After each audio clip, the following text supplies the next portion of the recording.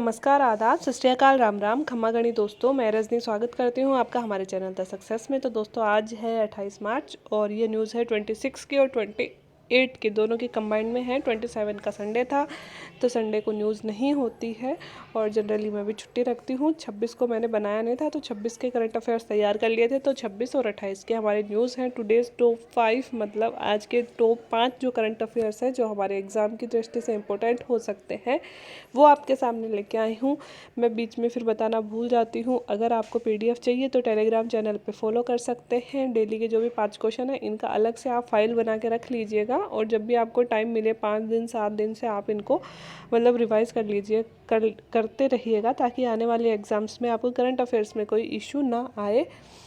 तो शुरू करते हैं सैटरडे के करंट अफेयर। सबसे पहले तो सैटरडे को IPL का फर्स्ट मैच था, मतलब शुरू हुआ था IPL, तो उसके बारे में न्यूज़ आई थी। तो आपको पता है स्पोर्ट्स आजकल मतलब हर चीज़ में UPSC ने भी इस बार स्पोर्ट्स से बहुत क्वेश्चन पूछे हैं और RAS के तो सिलेबस में ही डाला हुआ है, मतलब स्पेशली स्पोर्ट्स लिखा हुआ है। तो अपने तो 3-4 क्वेश्चन बनते ही बनते हैं, इसके अलावा और सारी एग्ज़ाम्स में भी बनते हैं। तो मतलब लड़कों की तो क्रिकेट में ज़्यादा इंटरेस्ट होता है, लड़कियों का थोड़ा सा कम होता है।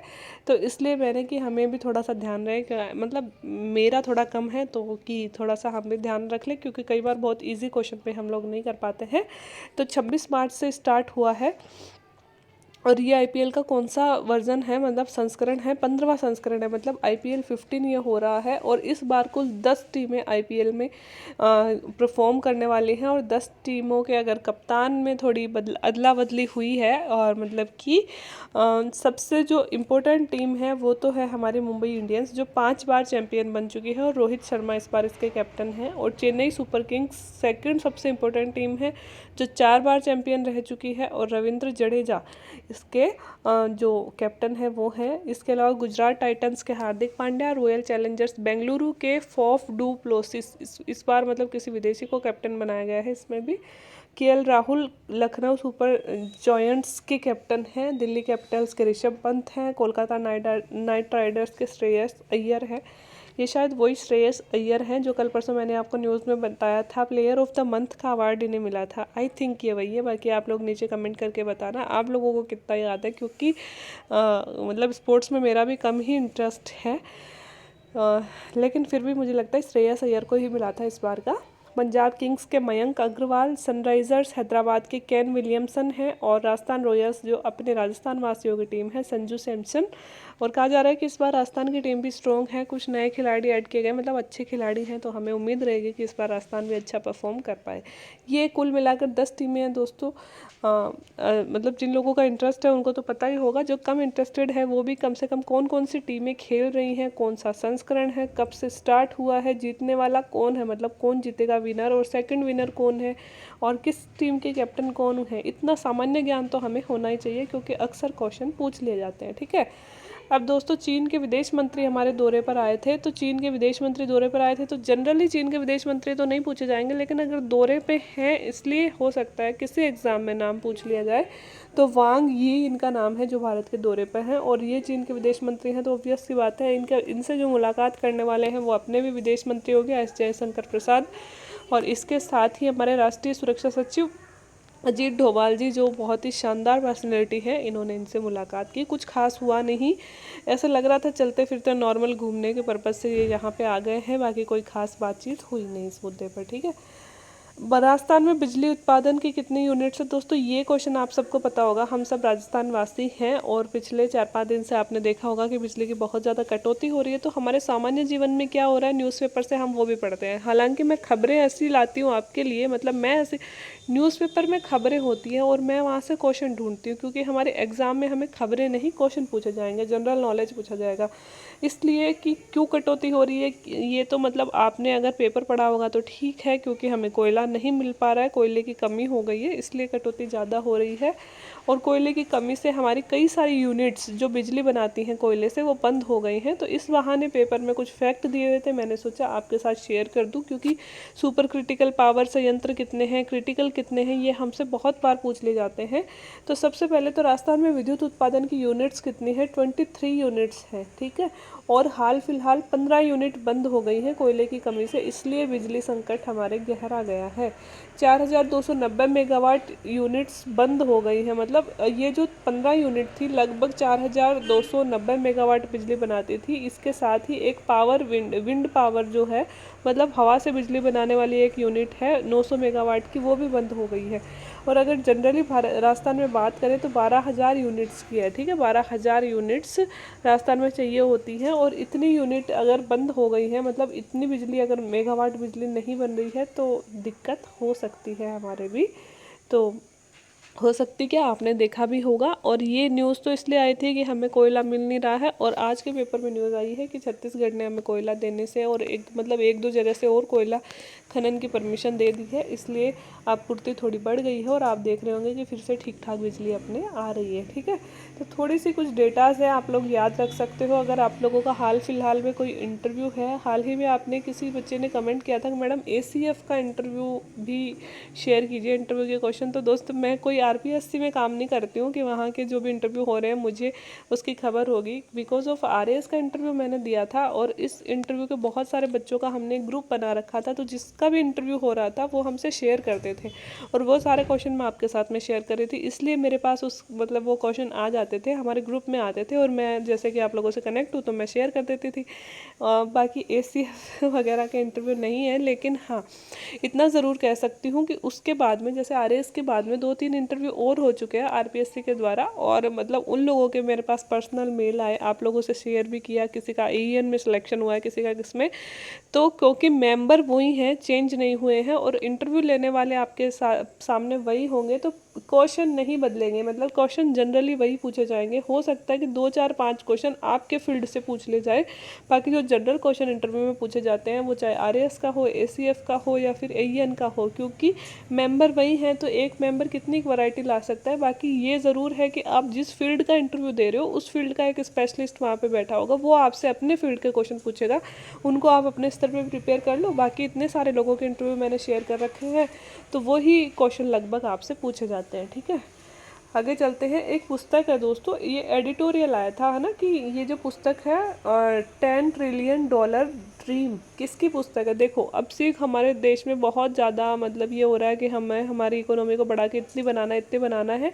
हाल ही में जो सरकार है उसने भी $10 ट्रिलियन की इकोनॉमी बनाने के लिए घोषणा कर रखी है, और उसी से रिलेटेड ये बुक आई है। तो जैसे कि इकोनॉमी चर्चा में रहती है और इसी मुद्दे पे ये बुक छपी है, तो मुझे कहीं ना कहीं ये लगा कि ये बहुत इंपॉर्टेंट हो सकती है अपने लिए, और प्री में फैक्चुअल सीधा क्वेश्चन बन सकता है। तो सुभाष चंद्र गर्ग ने ये पुस्तक लिखी है।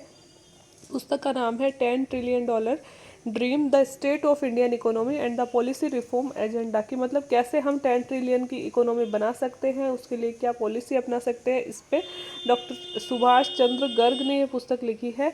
और अगर हाल फिलहाल में हम बात करें, इसमें 2035 दिया गया है दोस्तों, 2035 तक 10 ट्रिलियन इकोनॉमी कैसे बना सकते हैं। ठीक है, और हाल फिलहाल 2022 में हमारी इकोनॉमी 3.1 ट्रिलियन है, इसे कैसे 10 ट्रिलियन पे लेके जाएं, ये हमारा लक्ष्य भी है, और वर्तमान सरकार का वो भी है, मतलब पॉलिसी भी है कि एक ड्रीम भी है कि सच में इतनी इकोनॉमी हमें लेके जानी है।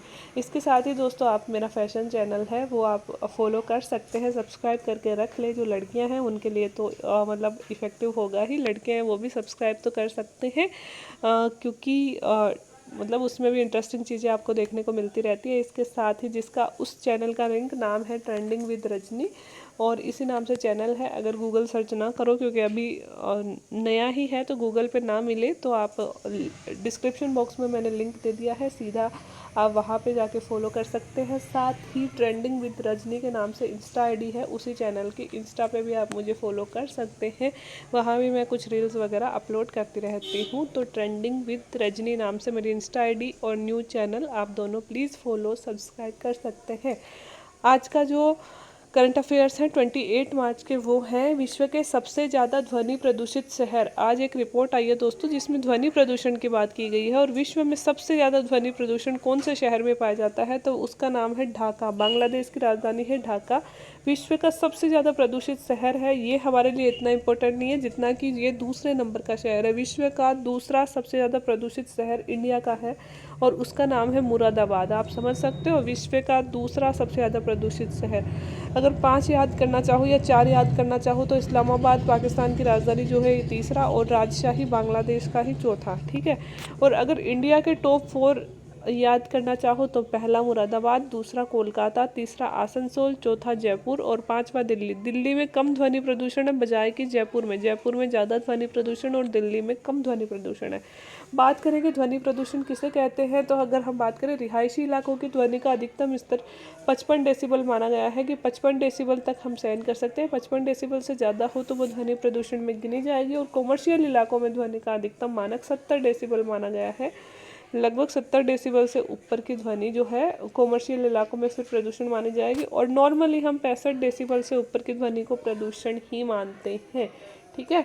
तो ये थे दोस्तों हमारे ध्वनि प्रदूषण के डाटा जो आज के पेपर में हेडलाइन बने हैं। एक जीआई टैग पे कुछ लेख आया था, एडिटोरियल आया था। अगर आप पत्रिका का एक एडिटोरियल उठा के देखोगे तो उसमें डेटा दिया हुआ था कि भारत के अब तक 365 अंतर्राष्ट्रीय स्तर पर जो हमें जीआई टैग मिल चुका है वो 365 उत्पाद हैं। और विश्व में सबसे ज़्यादा जीआई टैग 9499, जर्मनी था शायद ये शहर, मैंने लिखना भूल गई, जर्मनी को मिला है। और मैं कल आपको इसका आंसर भी दे दूंगी। वैसे 9499 जीआई टैग मिल चुके हैं। अगर भारत के पहले जीआई टैग की बात करें तो दार्जिलिंग चाय को मिला था। और अगर लेटेस्ट की बात करें पिछले साल सितंबर में हमारे जो पाली सोजत की मेहंदी है राजस्थान की, उसको जीआई टैग मिला है। तो किसको मिला है? सोजत पाली। राजस्थान निवासी सब जानते भी होंगे, पाली का सोजत शहर है और सोजत की मेहंदी बहुत ही रचनी मेहंदी आती है, बहुत ही सुंदर उसका कलर आता है। तो उसको जीआई टैग मिला था पिछले साल सितंबर में। तो थोड़े से फैक्चुअल चीज़ें हैं, याद रख सकते हो। स्विस ओपन का खिताब जीतने वाली भारत की दूसरी महिला कौन बनी है?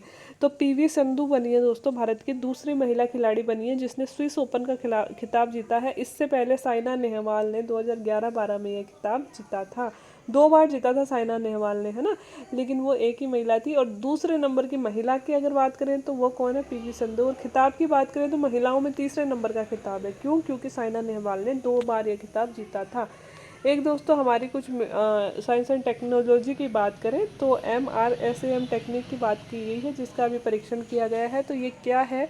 भारत की मध्यम दूरी की सतह से हवा में मार करने वाली मिसाइल वायु रक्षा प्रणाली। फुल नाम है मिसाइल वायु रक्षा प्रणाली। इसका ओडिशा के बालासोर तट पे सफल परीक्षण किया गया है। MRSAM का मतलब है मिसाइल वायु रक्षा प्रणाली। मध्यम दूरी की सतह से हवा में मार करने वाली हमारी जो रक्षा प्रणाली है उसका नाम है। इस मिसाइल के रेंज में आने वाले किसी भी यान, विमान, ड्रोन और मिसाइल का बचना नामुमकिन है। मतलब सतह से हवा में वार करती है। मिसाइल का वजन की अगर बात करें तो 275 किलोग्राम, लंबाई 4.5 मीटर और मिसाइल 60 kg वॉरहेड मतलब युद्ध सामग्री अपने साथ में लेके जा सकती है, लोड कर सकती है। तो थोड़ी सी जानकारी थी, पूछ लिया जाए MRSAM के बारे में 2-4 लाइन लिखने के लिए 20 शब्दों में या 50 शब्दों में, या फिर MRSAM क्या है फुल फॉर्म पूछ ली जाए तो हम थोड़ा सा इसके बारे में बता सकते हैं। तो ये थे दोस्तों आज के करंट अफेयर्स। उम्मीद है आपको वीडियो अच्छा लगा होगा। अच्छा लग रहा है तो वीडियो को लाइक करें, शेयर करें, चैनल को सब्सक्राइब कर लें और प्लीज़ अपने कमेंट्स जो मेरे लिए बहुत अमूल्य होते हैं वो भी करते रहें। बाकी वीडियो देखने के लिए थैंक यू सो मच।